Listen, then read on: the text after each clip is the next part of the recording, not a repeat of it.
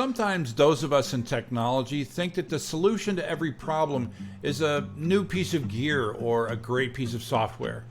I've been guilty of this a lot lately when I've been thinking about how to prevent data exfiltration. If we could just get the right AI tool in there, we could spot it as it's happening and shut it down. This week's guest is a cyber expert who reminded me that IT has three sides. He thinks the focus should be on process, then people, then technology. Hi, I'm W. Curtis Preston, aka Mr. Backup. I've been specializing in backup and DR for over 30 years and have written 4 O'Reilly books on the topic. Like me, this podcast is dedicated to those of you who are tasked with the difficult job of backup, DR, and data protection. This is Backup Central's Restore It All. You could restore it all and rescue me from pain.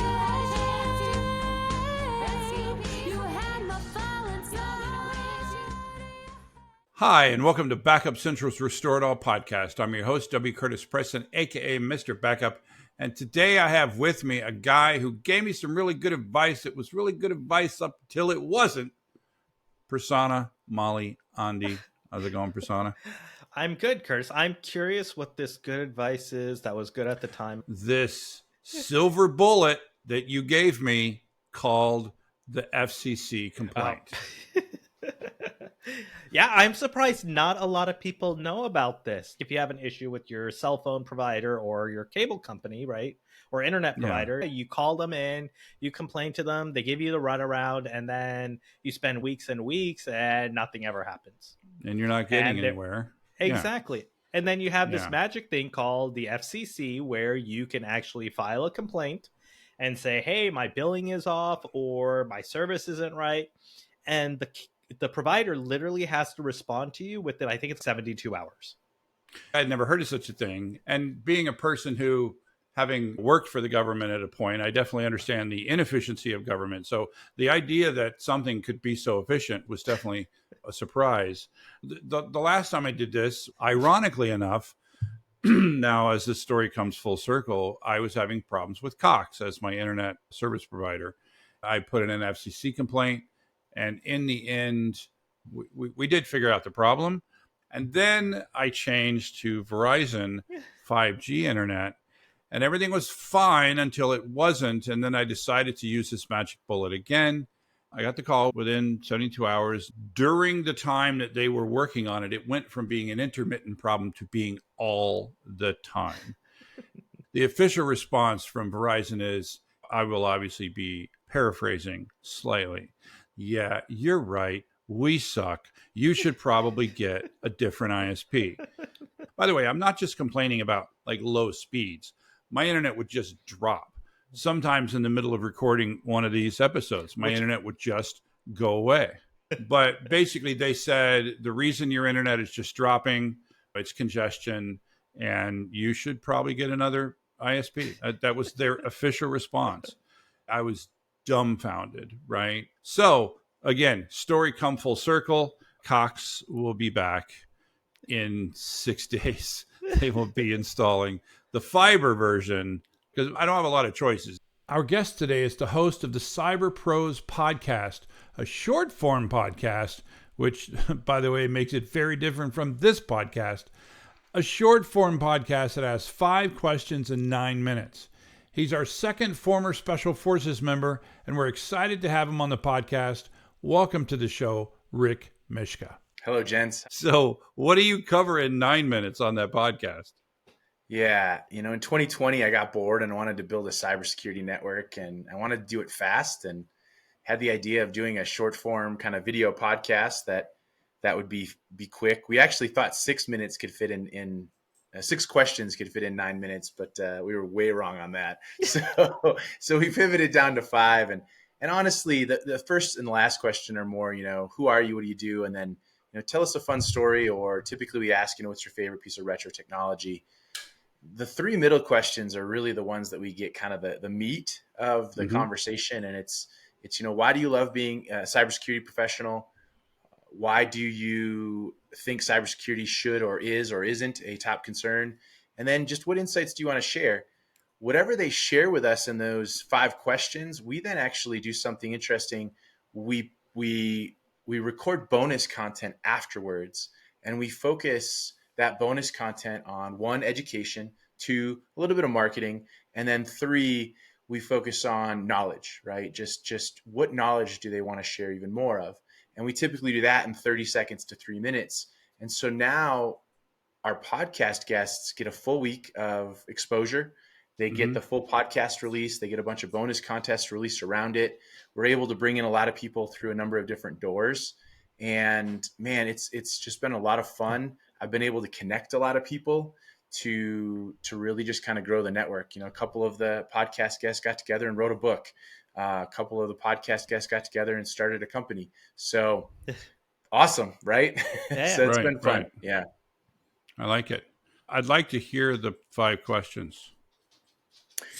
Yeah. So they're the same 5 questions for everybody? Typically, unless we get somebody who's a specialist in something. So it's who are you and what do you do, right? Right.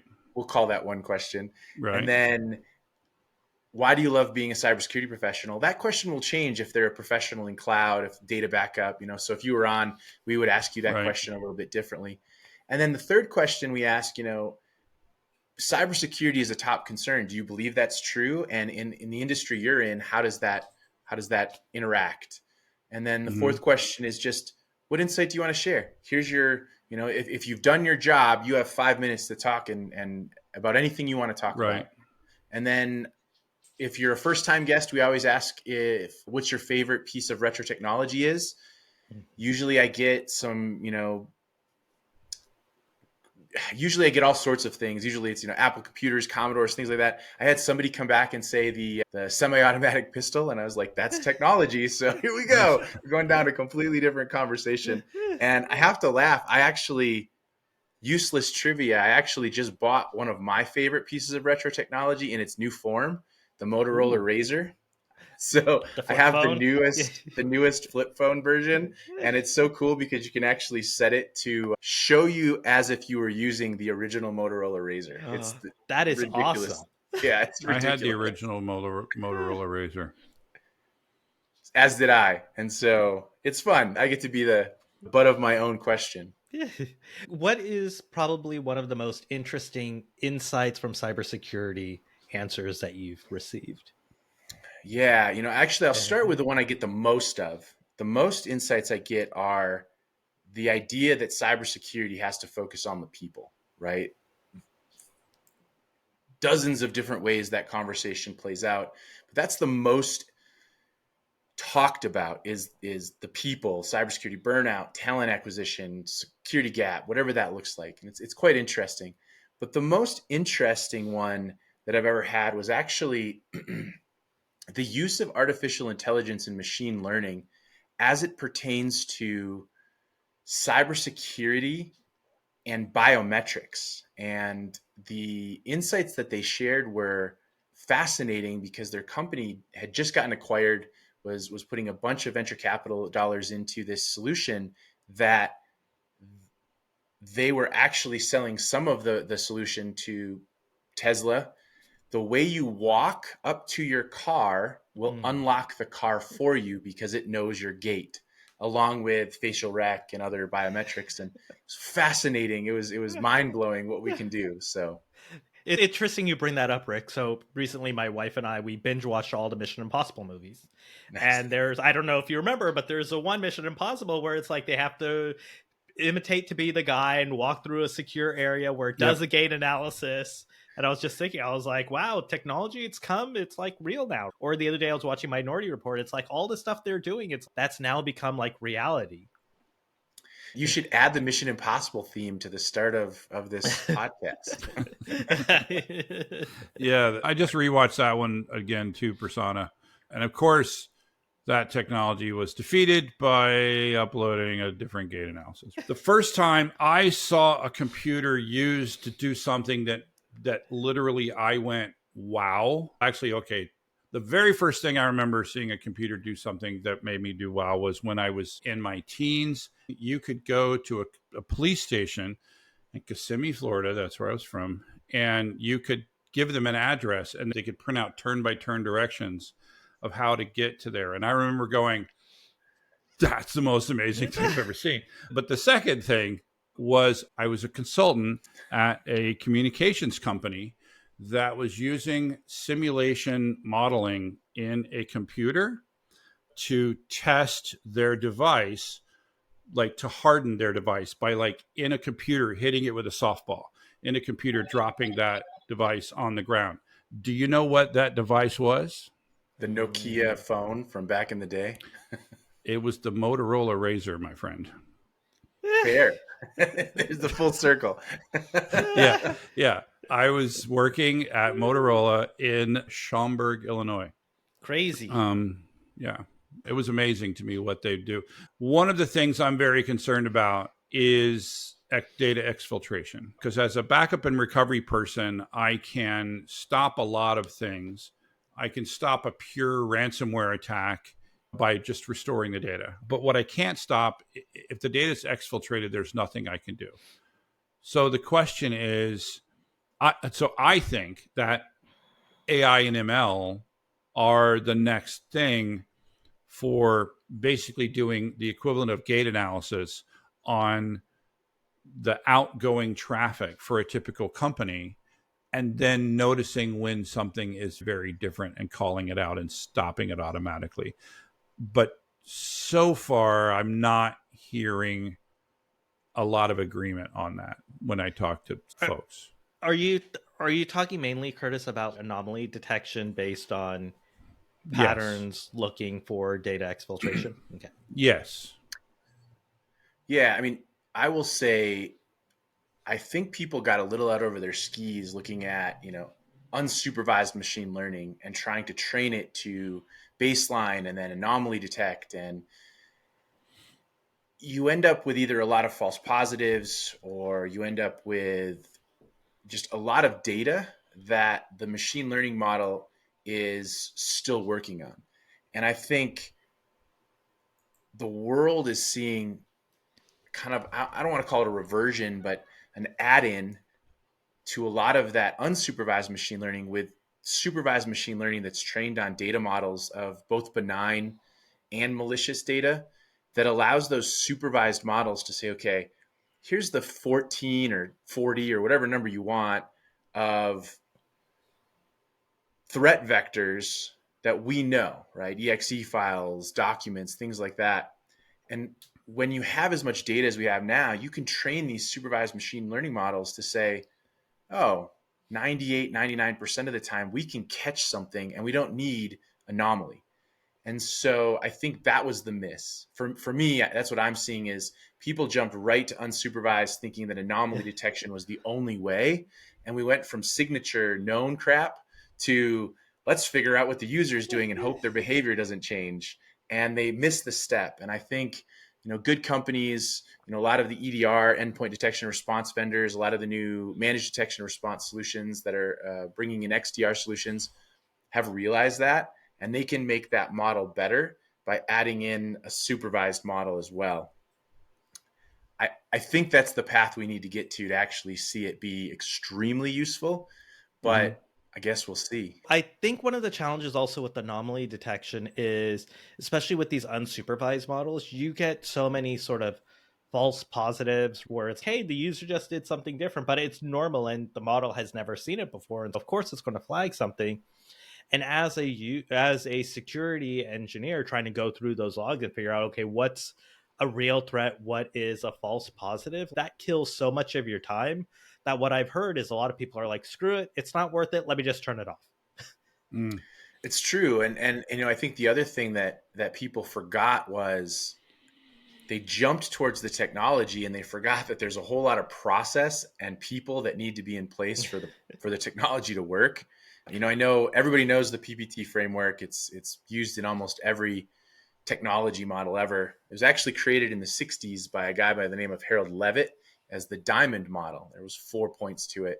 But when we do an analysis of somebody's cybersecurity posture, doesn't matter what machine learning models, doesn't matter what technology they have. For us, the technology is only about 10% of the solution that we present that they should be looking at. And we talk about, okay, 30% is the people. Can you provide those? Do you need people to be outsourced or managed from, a managed service provider? And then 60% of it is, here's your process. If you have a good process, the technology will work. But most people just, like you said, turn it on. All of a sudden they have triple the alerts and they don't know how to handle it. Yeah, it's interesting. I think that was a good point about that.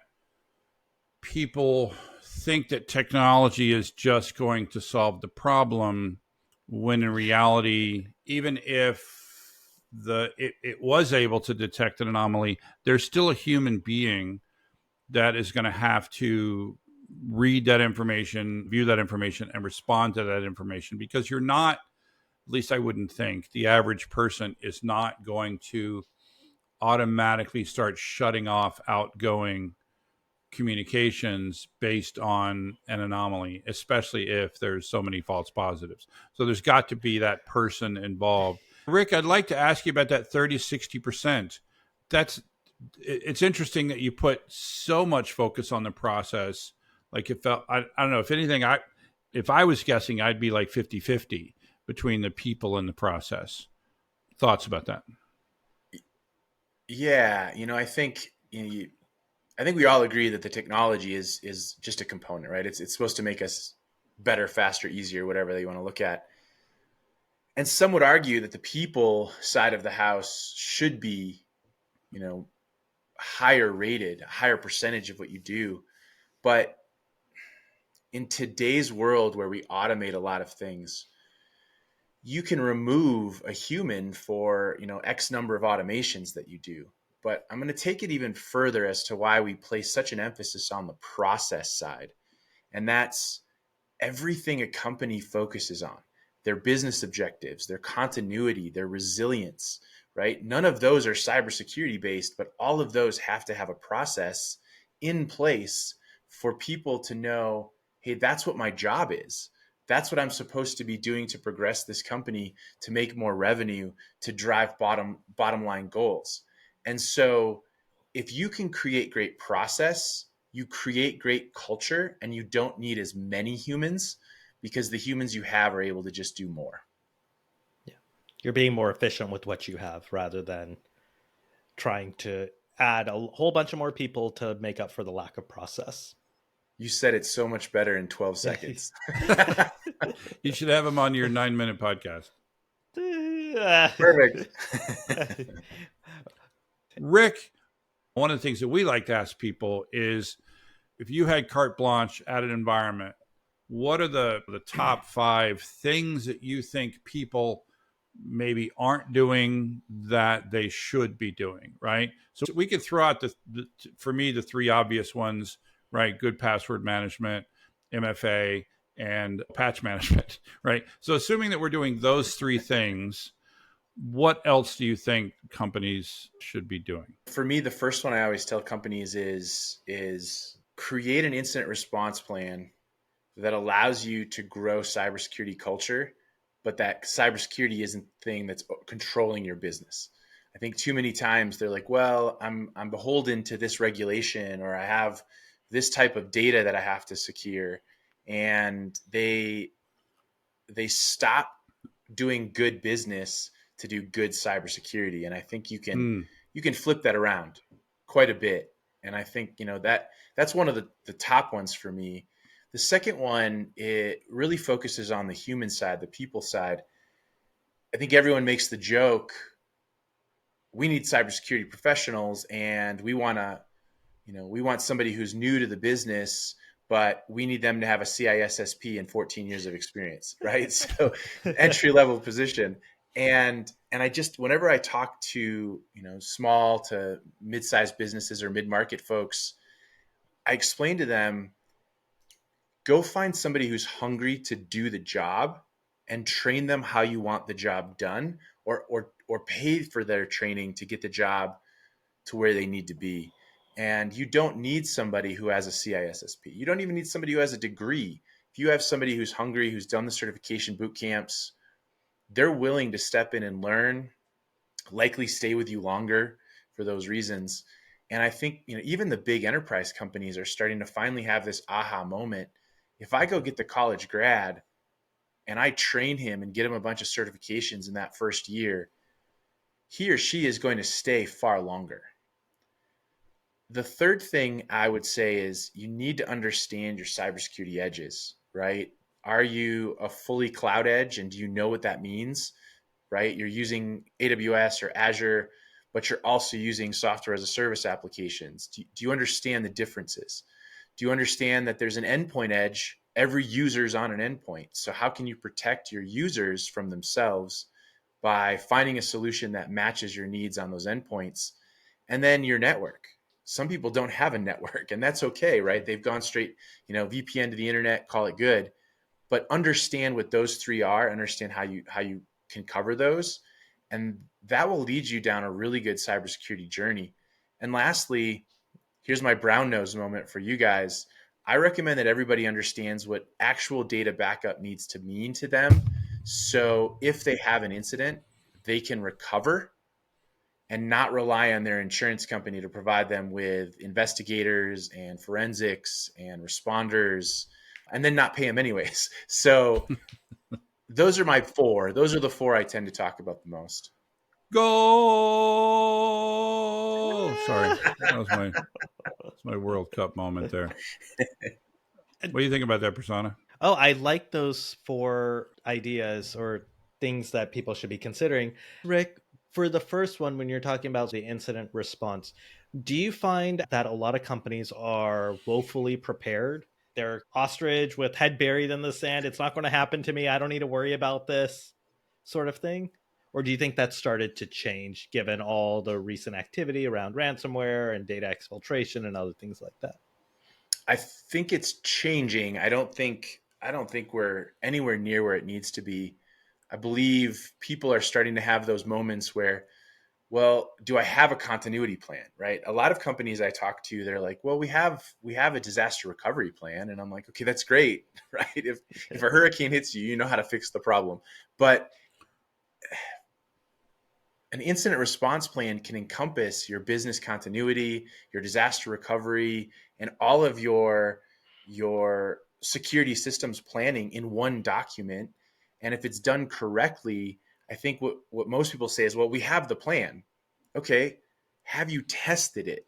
Have you played the tabletop? All right, let's nerd out, and even though you might have never played Dungeons and Dragons, let's go play the tabletop game with whatever you want to play. Get your entire group in, and let's see what it looks like. Usually the point that it fails on is not on the catching of it, not on the data backing up, right? Not on recovery. It's on communication. They don't follow or have a good communication path, which leads to their cyber insurance company telling them, oh, you didn't meet our requirements. We're not paying you for what you had to do to go recover. And they also forget about the legal aspect. They think, oh, I need an attorney after the fact to help me understand what my requirements are to my customers if I've given up my customer data, or my employees if I've given up their data. But they don't realize, right? What was that? That's too late though, right? It's too late. And what they don't realize is you can actually protect and get under that lawyer umbrella, that cone of silence, as it were. You can get on that early as you're creating the incident response plan. You can have somebody that looks at that plan and says, okay, you now have an attorney-client privilege. You don't have to share some of this information with your insurance company. You don't have to share this with the general public. And here's why. And so moving the legal and the communication stuff up earlier in the plan and really hammering it home, the rest of the plan is process and technology, right? Let's be real. It's, right. We found the problem, we fixed the problem. So, I think that's the interesting part, that people are starting to finally get this. Hey, wait, there are attorneys, there are insurance companies out there who are just, available, but not available at the end. Let's see how we can move this forward. Yeah, that would be my. I've been pretty consistent with that as well. That basically, probably the biggest point of having these discussions up front with creating that incident response plan and doing those tabletop exercises. And by the way, for the record, I never played D&D, but I like the idea of a tabletop exercise. But I'm just not that big of a nerd. But I love all the D&D nerds. But they wouldn't let me play. Anyway, sorry, a sad childhood that you're even excluded from nerdhood. But I digress. The thing that we talk about this a lot is this idea of creating those relationships up front. Don't have an incident and then, oh, we need to find a cybersecurity firm. We need to find a lawyer. We need to find whatever. You need to create those relationships up front, because it's like having a large company in the United States and not having a legal department. I don't know how it is in other parts of the world, but we live in such a litigious society. You're going to be sued for something. And so you have to have a lawyer, right? And of course, you have to have a lawyer, hopefully, so that you have the right paperwork so that you don't get sued, but then you have a lawyer in case you do get sued. You need a cybersecurity team and you need cybersecurity professionals on your side so that when you get a cyber attack, because it is a when, not an if, you have those people in your corner. Does that match what you're saying? Spot on. Yeah. And it goes back to what we talked about that 60% process. If you have an incident response plan, there's your process. And all you do is go and say, yep, we know this works. Just follow the process. So I like that. I also wanted to touch, just given our area that we always like to talk about. I'm glad that you talked about backup, Rick, because I feel that a lot of times people forget about it when it comes to sort of incident responses, or even, like you said, try doing like the tabletop exercise, try out the thing, right? Even for backup, it's like, how often do people go verify? Do their backups work? Are they able to recover their data? Or are they able to test out their disaster recovery plans? I think that becomes really important as part of the process piece in spelling out, yes, periodically you do want to test these things to make sure that things are still working. Because the last thing you want is, hey, you got attacked, now you need to recover. Oops, I forgot to do this, or oops, I forgot to do that. And so now your environment's kind of in shambles and you're all scrambling trying to get things back up and running. Or they just haven't hardened their backups because they haven't checked them in 3 months. And now your backups are just as bad as what you just exfilled. So hopefully that doesn't happen, but it can, right? So Yeah, the backups are increasingly both a target in terms of to take them out so that the cyber attack will be more successful, and also to use them as a source for data exfiltration. I'm trying to raise the awareness of that within the cybersecurity world. And so if the cyber folks hear anything from me, it should be that somewhere in the corner, you talk about that hiring a college kid and then training them, right? There's also normally a college kid, maybe not even a college kid, that's the person in the corner doing the backups because it was the only job he could get. And he didn't necessarily, he's not that person when you were talking about find the person who has the desire to do this job, that's hungry. Often with the backup, the person was just hungry for a job. They weren't hungry necessarily for the doing the backups. No one's in college going, man, I really hope that somebody hires me as a backup admin at a company. Except you, Mr. Backup. Except you. No, not even I know. This is it's how I got my job. I wanted to be in computers. I did want to be in computers, and I took the job as backup person because that was the job I could get, and it got me into the big bank, and then I just accidentally never got out of it. So that's how I ended up specializing in backup. The rest is history, backup. as they say. Yeah, the rest is history. Yeah, I like that. I really like this idea of figuring out where your edges are, because back in the day, right, the edges were the edge of the building, right? Nobody had computers outside the building. All the computers were inside the building. We had a data center. It was the center of the data, right? That was the way the things were. But now your edges are everywhere, right? There, all this work from home that's going on, and the SaaS and the cloud data centers. the PaaS services. You are. I wonder if you don't have a handle on that today, how does one go about figuring out where their IT department has scrawled to? I can't imagine how you could start doing something like that. I've seen an interesting trend of companies who have gone the way of not having any location. My wife's company actually has done that. They have no buildings that they pay rent for. They provide a stipend for every one of their employees to go find a co-working space, which is really cool for them. But now you're on public Wi-Fi for the most part, and they don't have any firewalls. They have no network security. Everything they do is in the cloud, right? Access is through a SaaS application. And they made the intelligent decision that they didn't need all of this network security. They needed to make sure that their employees were protected on the endpoints, right? Typically a laptop provided to them or a mobile device. And then they took it one step further and said, all of our data is in the cloud. They're accessing everything that's somewhere in the cloud.